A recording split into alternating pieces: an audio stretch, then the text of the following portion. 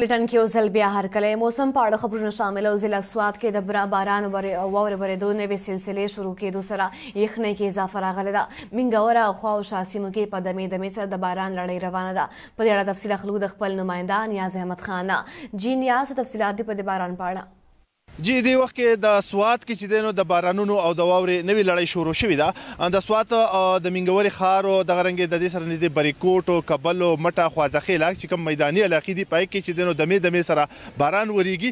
دغه رنګې کم چې غرایزي سیمې دي پای کالام، بحرین، ملم جباد، د مرغزار غرونه پای کې چې دی نو دمې دمې سره واوره وریږي. دې وخت کې چې دی نو موسم په سوات کې عموما ډېر زیات یخ دی. د یخ سره راتلو چې دی نو په سوات چې کوم ښار دی منګوره، سیدو شریف او خوا او شا سیمې دي، هلته د سویګیس لوډشیډینګ لړۍ هغه شانته کې روانه ده. خلکو ته چې هغه شانته کې تکلیف دی، مسلې دي، احتجاجونه هم کوي.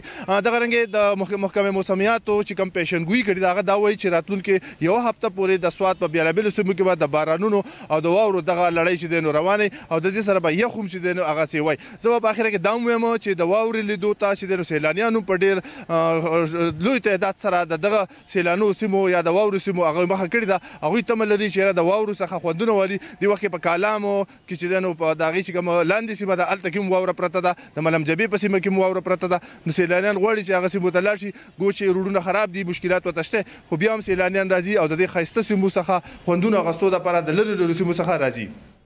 مننه نیاز احمد خان د سوات موسم نه خبرولو. خبر به شامل